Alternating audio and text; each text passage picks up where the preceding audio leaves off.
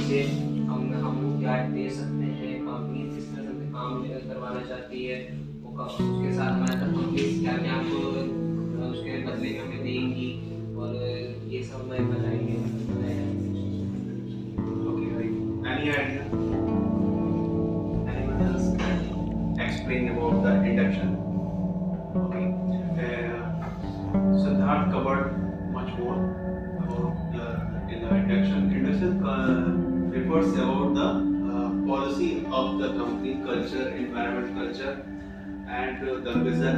What is the vision of the company, and what to achieve in the future. All these things we will discuss here within 30 minutes. Induction में क्या है कि सबसे पहले हम focus करेंगे कि जो हमारा शान्या स्कैन्स है वो इस्टेब्लिश कब हुआ। सबसे पहले हम यही जानते हैं कब शुरुआत हुई और कैसे क्या क्यों शुरुआत की गई। शान्या को बनाने के पीछे, स्टार्ट करने के पीछे इस वेंचर को क्या मिशन था, क्या सोच थी। तो सोच ये थी हेल्थ इंडस्ट्री में हम जो last person of the country को भी सर्विस दे पाए, बेहतर सर्विस दे पाए। तो 1 अप्रैल 2023 में ये वेंचर एस्टेब्लिश हुआ और यहाँ से हमने अपनी जर्नी स्टार्ट की। कुछ कॉर्पोरेट सेक्टर भी यहाँ पे आए हैं। उन्होंने कॉर्पोरेट सेक्टर क्यों आए यहाँ पे? कोई भी कॉर्पोरेट सेक्टर आने से पहले मार्केट रिसर्च करता है, एक मार्केट एनालिसिस करता है कि यहाँ पर जरूरत है या नहीं है। तो अभी देखो, पहले अपोलो आया, फिर वेदांता, फिर मैक्स आ गया, अभी तो फोर्टिस आने का भी कुछ लग रहा है। बट थिंग इज दैट कि उन्होंने ये जाना यहाँ पर कि यहाँ पे पोटेंशियल है और यहाँ पर अभी वो बात नहीं आ पाई है जो ट्रीटमेंट मिलना चाहिए एक स्टैंडर्ड लेवल पर।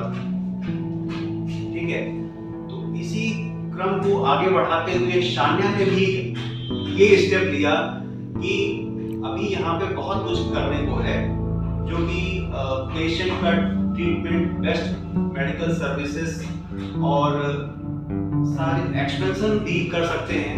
एक्सपेंशन का भी उन्होंने सोचा, क्योंकि जब इतना बड़ा हम मिशन लेके चल रहे हैं तो हमें एक्सपेंशन करना पड़ेगा, इतने लेवल पे काम नहीं चलेगा। तो ठीक है, तो एक्सपेंशन करने के लिए फिर ये हॉस्पिटल का एक प्रपोजल रखा कि यहाँ पे हम हॉस्पिटल अपना बनाएंगे और जो भी अच्छे से अच्छे सर्विसेज हो सकती हैं मेडिकल सेक्टर में, तो पेशेंट को ये है कि अगर 1 साल की ही बात करें हम शान्या की, केवल 1 ईयर की, तो उस समय क्या था कि जब अप्रैल 2023 में जब स्टार्ट हुआ तो बिल्कुल जैसा आप अभी देख रहे हैं वैसा नहीं था। बहुत सारे चीजें यहाँ पे सेटअप करनी पड़ी, बहुत सारे सिस्टम यहाँ पे सेटअप करने पड़े, बहुत सारे पॉलिसीज को क्रिएट करना पड़ा एम्प्लॉइज के लिए, और जो डिपार्टमेंट्स हैं उनको कैसे मैनेज किया जाए। तो सब मतलब ऐसा कह सकते हैं कि उस समय प्रॉपर सिस्टम नहीं था, लेकिन धीरे धीरे इस चीज को बढ़ाया। विदिन 6 मंथ में हम लोगों ने ये पैरामीटर सेट कर लिए कि हमें सर्विसेज को बेस्ट कैसे करना है, ये हमने सेट कर लिया। तो उसमें हमने सबसे पहले फोकस किया, गूगल रिव्यूज पे फोकस किया। उसमें भी आप कुछ नेगेटिव कुछ पॉजिटिव जरूर होंगे, लेकिन हमने उसमें 100% अचीवमेंट किया विदिन 1 ईयर में। या कह सकते हैं कि जब 6 मंथ में हमने ये सोच पाया कि अब हमें क्वालिटी पैरामीटर्स पे काम करना है, तो 6 मंथ में हमने वो कवर कर लिया कि अपना 100% गूगल रिव्यू अचीव करने का। ज्यादा से ज्यादा हर पेशेंट, कोई भी पेशेंट छूटता नहीं था। पेशेंट अगर वो नाराज है उससे भी करवा देते हैं, अगर आप नाराज नहीं करते करिए, नेगेटिव करिए, खुश है तब भी करिए। भाई वो कहता था कि नाराज है तो हम क्यों करें, हमें नाराज है तो भी करिए, तो हमको ये जानने को मिलेगा हमें क्या इम्प्रूवमेंट करना है यहाँ पे। ठीक है, तो इस तरीके से हमने ये एक गूगल रिव्यू ड्राइव चलाया था उस समय। तो वो फिर हम सक्सेसफुल किया। अभी रिसेप्शन पे जैसे रिदिमा है गूगल रिव्यू करने होती है। हाँ। दूसरी चीज ये है कि मैं तो चाहूंगा कि जो भी पेशेंट्स की सर्विसेज में इन्वॉल्व हैं, जैसे नर्सिंग स्टाफ है या जो भी लोग डायरेक्ट टच में हैं, तो वो लोग गूगल वीडियोस को प्रमोट कराएं। मतलब ऐसा नहीं है, कोई ऐसा फाउंडेशन नहीं है कि आप एक अगर आपने एक दिन में एक करा दिया वो भी बहुत बड़ी बात है, तो सब लोग कराएंगे तो और ज्यादा बढ़ेगा।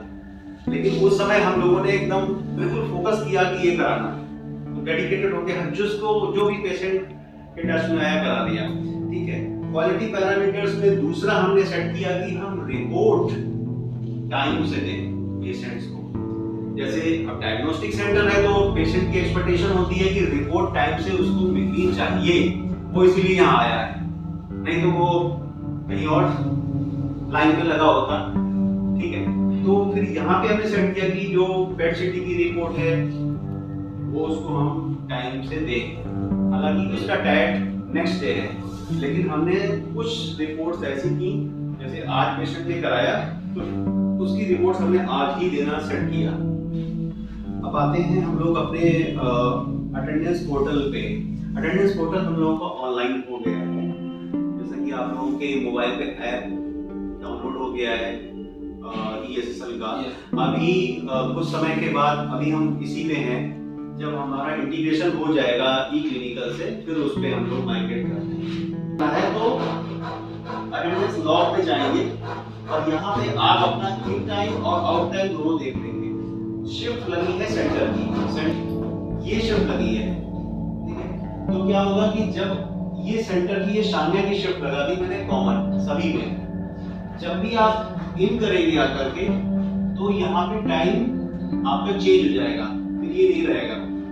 और जब आप आउट करेंगे तो भी आपका टाइम चेंज हो जाएगा, ये नहीं रहेगा। ठीक है, तो ये टाइम अगर आपको पता है कि जैसे मान लिया आप सुबह भूल गए पंच करना, तो फिर आपका ये दिखाएगा 6 AM सुबह, तो इससे आप ये समझ लीजिए आपका मिसमैच हो गया।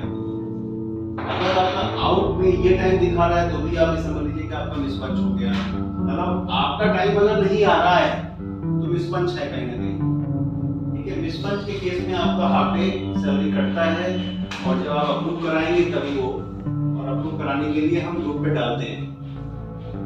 ठीक है, तो ये इन और आउट टाइम आप अटेंडेंस लॉग में जाकर के देख लेंगे। सर अप्रूव कराने के लिए इससे पहले पेपर में था, अभी भी है, पेपर में भी है। अब उसमें एक ऑप्शन दे देंगे मिसमैच का, फिर आप उसी में अप्लाई करके अप्रूव कर लीजिए। ज्यादा सही रहेगा। हाँ, वही करेंगे। तो दूसरी चीज ये है कि अब ये तो आप अटेंडेंस आप इस तरीके से देख पाएंगे। अगर आपको लीव अप्लाई करनी है तो उसमें एक ऑप्शन आता है मैनेज लीव, यही आ रहा है ना, मैनेज लीव का ऑप्शन आता है। तो इसमें फिर जब आप जाएंगे तो आपको 3 चीजें मिलेंगी, apply leave, leave history and leave summary, 3 options मिलेंगे उसमें। तो क्या होगा कि जब आपको लीव समरी अगर देखनी है तो लीव समरी में आपकी जो CL, SL, बहुत सारे कौन से लोग हैं, जैसे ब्लड डोनेशन जो लीव है वो आपको तभी मिल पाएगा, ब्लड डोनेशन लीव, जब आप ब्लड डोनेट करेंगे और उसके बाद उसका सर्टिफिकेट हमको देंगे आकर के। सर तुरंत मिल जाता है। हाँ, मिलता है, तुरंत देते हैं। आप डोनेट करेंगे, आपको सर्टिफिकेट मिलेगा, तब आपको वो लीव मिलेगी। ठीक है, ब्लड डोनेशन के केस में। दूसरा CL आपकी 6 है, अकॉर्डिंग टू ज्वाइनिंग हमने एलोकेट किया है, लेकिन जो लोग दिसंबर में ज्वाइन किए हैं तो उनकी लीव तो रिन्यू हो गई है, और जो लीव उनकी बची थी वो कैरी फॉरवर्ड हो गई। सिक लीव, केवल सिक लीव आपकी कैरी फॉरवर्ड होती है, और EL आपकी कैरी फॉरवर्ड होती है। अर्न लीव आप इंटाइटल्ड होगे कब, जब आपका 1 साल कंप्लीट हो जाएगा। ठीक है, मानिए अगर आपका 1 साल कंप्लीट हो रहा है नवंबर में, तो कहेंगे हमारी अर्न लीव होनी चाहिए। नहीं, आपको वो अर्न लीव कब मिलेगी, जब हमारा रिन्यूअल साइकिल लीव का क्या है, जनवरी में हमारी रिन्यू करते हैं हम सारी लीव्स को, जैसे इस जनवरी में किया, तभी आपका भी हो जाएगा। ठीक है, तो आपको CL अभी मुझे लगता है अभी आप लोगों को CL और कैजुअल लीव और सिक लीव ये मिला है। ठीक है, तो जो लोग दिसंबर में ज्वाइन किया है तो उनको 6 मिल गया है। जो भी कैरी फॉरवर्ड होगी, जैसे आपकी कैरी फॉरवर्ड ही होगी, नहीं है carry forward sick leave, that means कि जो आपको दिसंबर में 3 मिली थी तो वो आपकी सिक लीव, मतलब ऑर्गेनाइजेशन क्या कहता है कि जो भी आपकी लीव्स बच रही हैं, अगर आपका 1 साल पूरा नहीं हुआ है और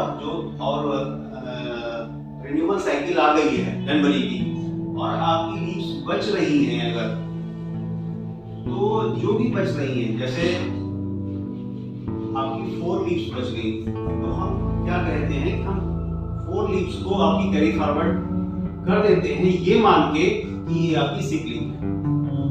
ऑर्गेनाइजेशन ये कहता है कि ये उसकी सिक लीव बची है। अगर आपकी 7 लीव्स बच जाएं तो कितनी लीव्स कैरी फॉरवर्ड होगी? अगर आपकी 7 लीव्स बच जाएं तो कितनी लीव्स आपकी कैरी फॉरवर्ड होनी चाहिए? 7 नहीं होंगी, आपकी होंगी 6। क्यों होंगी 6? इसलिए क्योंकि आपकी सिक लीव 6 ही है, स्टैंडर्ड सिक लीव आपकी 6 है, जो एक बचे वो लैप्स जाएगी। जैसे रिन्यू होता है हमारा जनवरी में लीव्स, ऐसे इंक्रीमेंट लगता है हमारा अप्रैल में, और जिन एम्प्लॉइज का यहाँ पे 1 साल कंप्लीट हो रहा होगा उनका इंक्रीमेंट यहाँ पे अभी